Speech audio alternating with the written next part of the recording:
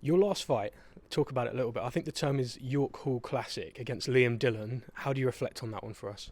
Um, like you say, it was a York Classic. It was a toe-to-toe kind of slugfest, if you know what I mean. First time I've ever been 10 rounds, so it's like it was hard work for me as well. Do you know what I mean? But his style was aggressive, come forward. He made me work for the win. So yeah, it was just like you say, it was a York Classic, fan friendly. Everyone loved it, and it was good to be in them kind of fights. Tell us a little bit about your setup here in the gym, just to paint the picture a little bit. Literally right next to St Mary's Stadium. You're a big Saints fan. Tell us a bit about the setup here. You know how it all kind of works for you. Yeah, like I say, I'm from the other side of the water. Originally, well, Sholing from 4-0, and then now I'm living in Harefield. But yeah, the gym's right there, right next to St Mary's, and in a lot of interviews and articles and that, me and Wayne have been saying how one day I want to headline there and fight at St Mary's. So it's only right we train right next to it, innit?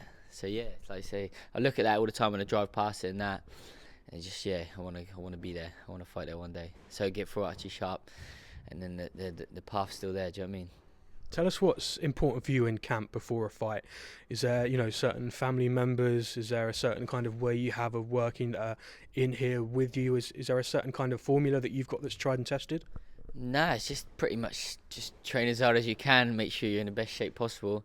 No, there's no like nothing special in my camp. It's just doing what I can. Do you know what I mean? Make sure I get the right recovery, putting in the work in when I'm doing the sessions, getting good sparring, stuff like that. Like I've got some people over from Portugal who I've fought before. Pedro Gomez, he's over from Portugal. Got Johnny who's in the gym, just and going elsewhere for sparring. So it's just main thing is getting good sparring. Really, it's the closest thing to a fight, innit? But other than that, it's nothing special now. You like to stay close to home. I know some people in camp, they like to kind of separate themselves from their family. You like to, still live at home, that kind of thing. Yeah. Like I've said it before. Like obviously, I'm close. I got a daughter. I got my missus. She's part time, so I take my daughter to the nursery, pick her up and that as well. And I've got another one on the way. So my missus is pregnant now. So it's hard, really, like to juggle it all. Like I couldn't really, me personally. I know a lot of fighters, like you say, they do go away. They do training camp to keep yourself away from family. But I prefer to be at home. Do you know what I mean? Everything's here. You're comfortable. You know everyone around. Your surroundings. It's just easier being at home. Do you know what I mean? So I prefer staying over here. Ryan, I want to ask you, you're in a really good moment at the moment. There's some really exciting, opportunities coming up for you. But it's not always been kind of smooth sailing for you. You've had injuries. You were, set to fight Kakachi, who's now a world champion. But you had an injury. It's not worked out for you. And I don't want to touch on it too much because I'm aware it's in the past. But in 2017, you had this incident where you were involved in this car crash whilst under the influence of cocaine. Again, I don't want to get too much into it, but just in your words, can you tell me what happened in that moment as far as your career and personal life, kind of, the context? Yeah, like you say, obviously it was in 2017. What's it? Nearly 8 years ago now. I was young, really. Obviously, I was been boxing for a long time. Do you know what I mean? I was so dedicated as an amateur and that, like when you're younger and that, and then so I didn't drink or did nothing. And then, like, it comes around like I thought like. Do you know, like, where obviously I never done it, and then you go out, you start drinking, and just got led down a wrong path, really. But now, like, the last few years, like, I've been since obviously I had my daughter born, I've got my missus now, my partner I've been with nearly 4 years. Obviously, I've got a baby, she's just over a year and a half, and I've got another one on the way. So that's kind of, like, kept me so focused, mate, like, so grounded, like, because I only want to just provide for them now, get help buy a house, and provide for them. So that's all in the past. Now I'm a lot more mature. As I say, I was only young, at 18 at the time. Now I'm 20, man, I think 26. Forget how old I am sometimes. Now I'm 26. I think I'm 25. I don't know how old I am, mate. And then yeah, so it's all in the past now. I've matured. It's just doing everything for my family now and providing for their future. Was there a moment in the days and weeks that followed that you kind of went, look, I'm putting this behind me now, I'm never going to kind of go down that road again? Did you have like a realization moment? Yeah, there's just loads of things. Like, if it weren't for boxing, like, I don't know what I'd be doing, if you know what I mean. Like, I haven't really got no career outside of boxing. If I'm going to make something of myself, it's going to be for boxing. I've been doing it since 10 years old. And this is like, instead of going to do a 9 to 5, it's hard to make it in life, innit? Whereas with boxing, I know I've got the skill set and the ability to actually make something myself and make a good living. So if I didn't sort myself out, then I don't know what I'd do. So I'm glad. Let's talk about it. You're really in a really rich vein of form at the moment. There's some real momentum behind you. And, just over the horizon, if you get past Archie Sharp, there's some massive opportunities that could come for you. How excited are you about what could potentially happen for Ryan Garner? Oh mate, that's why I'm putting in the work now, because Archie's obviously he's number 3 with the WBO, so when I beat him, then I'm on to bigger things. Obviously, Frank's got good connection. Obviously, the Saudi shows that are coming up with the Prince, Turkey, Alex Shield, whatever his name is. Turkey Al Sheikh, I believe it is. Yeah, so it's hard to pronounce. So yeah, they got a good Saudi connection. So, and obviously there's the Kakachi, and obviously I know he's still ahead of me. He's the IBO and IBF world champion. But win this fight with Archie, and then hopefully it opens a few doors for some big fights like that, especially. Do you consider it the biggest test of your career? Archie Sharp, he's 25-0. You're undefeated as well. Do you think it's the biggest test for you? Oh, by a mile. Do you know what I mean? He's easily the best fighter that I've come against, the most experienced, just all round a better fighter and everything. Do you know what I mean? So this is definitely the hardest fight of my career. But I think that I'm starting to peak now. Do you know what I mean? 26 years old, so I think I'm coming to my peak now, and I'm ready to start putting on the performances and getting up there. We mentioned it. You were scheduled to fight Anto Kakache. This is quite an incredible story for him, the way that he went from, quite an underdog when he was going to fight Joe Cordina, and then he comes away with the world titles. I think, shocked everybody. Yeah. You think, you were scheduled to fight him before. That could have been you in that situation. Do you, is there an element of what if sometimes, or, are you still hopeful and confident those times and opportunities will still come for you? Yeah, I'm confident. Obviously, I'm massively confident that them fights are always going to be there. Do you know what I mean?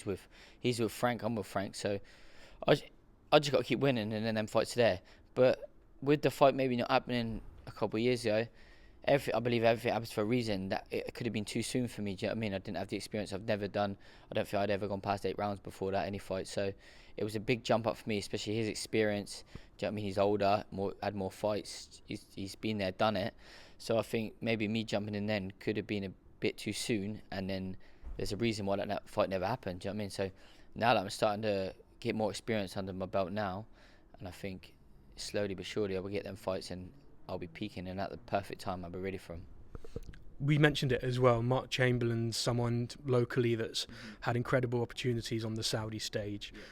Frank Warren's really well connected. He's, kind of almost the brains and, alongside Turkey Al Sheikh for these big opportunities. Is that something you want to be involved in? Is that something you see yourself being involved in? Oh, massively. Like I say, get through this fight with Archie, and then all them doors are opening.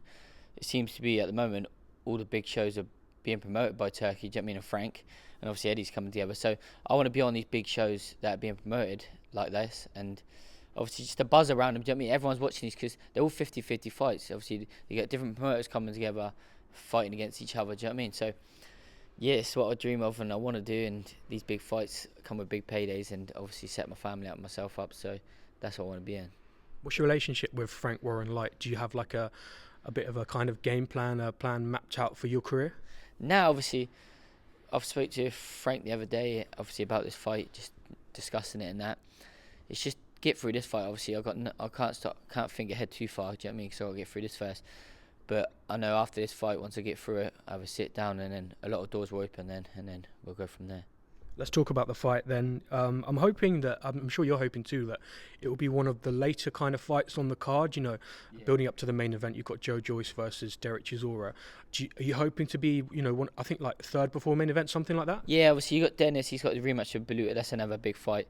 So I'd imagine I'd be round about third to last. You know what I mean? Obviously me and Dennis and Thingy. But whatever happens, mate, as long as I'll get the TV slot, and obviously everyone can watch it from Southampton and at home.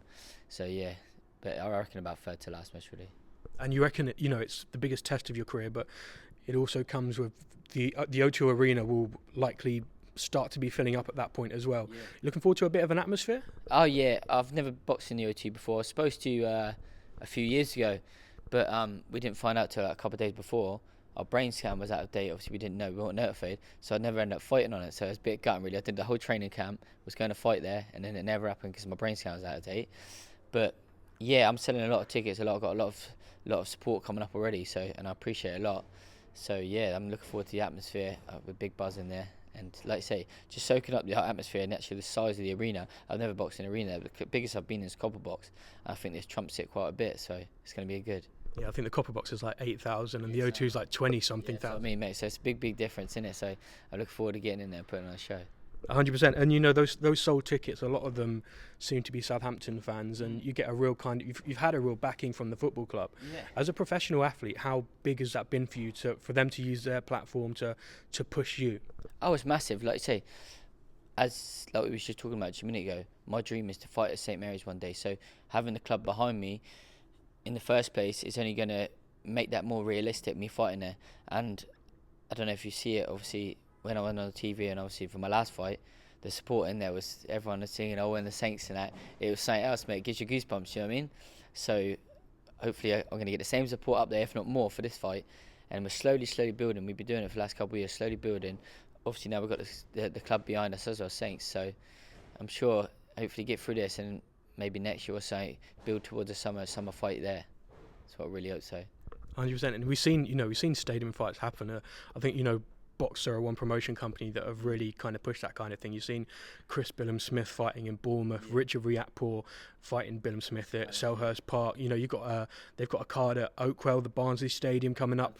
Yeah, that's Callum Simpson. Yeah, against that Chile, yeah. And are you really hopeful that, is it something that Frank's really done before? He's not really kind of done that. Are you hopeful that that's still something that he'd like to be able to do? Yeah, obviously, I think he's done a bit with Warrington and that. They had his fight, and obviously they've done with Fury at Tottenham's and that. Yeah. But yeah, I'd like to do it there. Do you know what I mean? St Mary's is obviously, I'm born and bred in Southampton, big Saints fan. So, and I know, like, it's hard. A lot of people don't like travelling, do they? Like, I'm still getting massive support at the moment, but once it's on your doorstep, everyone comes out, don't they? So I know people from Southampton will all turn out for St Mary's. You got the boots on as well. I think I'm right. Are these the Southampton ones? Yeah, you got the custom made ones. You got anything special prepared for fight night at the O2? Nah, my shorts now. These ones again? Yeah, I'm gonna wear these ones. I didn't wear them since the last fight. I've just started wearing them in again. So yeah, I'm gonna wear these ones again. You've got a bit of luck connected to them, you reckon? Nah, obviously, well, just won the last one. I'm not superstitious. I am a little bit superstitious, but not too bad about it. So, nah, it just is what it is. As long as I come in there and get the win, mate, I'm happy. How important is your relationship with your corner for a fight of this magnitude? You know, the two of you, you could say a 50-50 fight, two undefeated fighters. How important is your relationship with your corner and making sure you carry out the instruction and advice that they give you in the fight? Yeah, obviously, me and Wayne, we got a really close connection. Do you know what I mean? Like, I've been with him since I was 17, and even I did train with him when I was younger. So we've known each other for ages. We got a really close connection. Obviously, got Frank Hopkins in my corner, so he's a massive part of the team, and Blake in the gym and all that lot. So yeah, we got massive trust. Obviously, we know each other in and out. Like, they know what I'm capable of, and say, like, in the fight, they know what I can do. Like, say, like, if I'm taking rounds off or I'm doing this, they know reason why, or they'll give me a bollocking if I'm doing stuff wrong. So we've got a good connection, and I'm sure we're going to come out with a win on the 27th. And do you think defence is an important kind of part of this fight? Because, I'm no boxing expert, but you took quite a lot of shots in the last fight against Liam Dillon.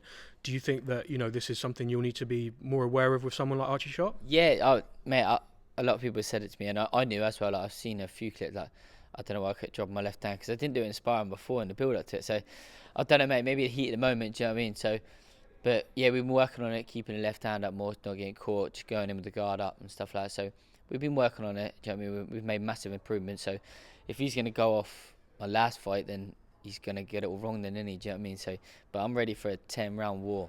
I've been putting the work in. So, yeah, we'll have to see what happens on the 27th. Brilliant. We're looking forward to it, Ryan. Just finally, can you give us a prediction? How does this fight go for you? Is that your thing, predictions? Mate, I just know I'm going to win. Do you know what I mean? I'm putting the work in. I just believe in myself massively. And, yeah, I'm going to go away with the win. Don't matter how I do it, I just know I am.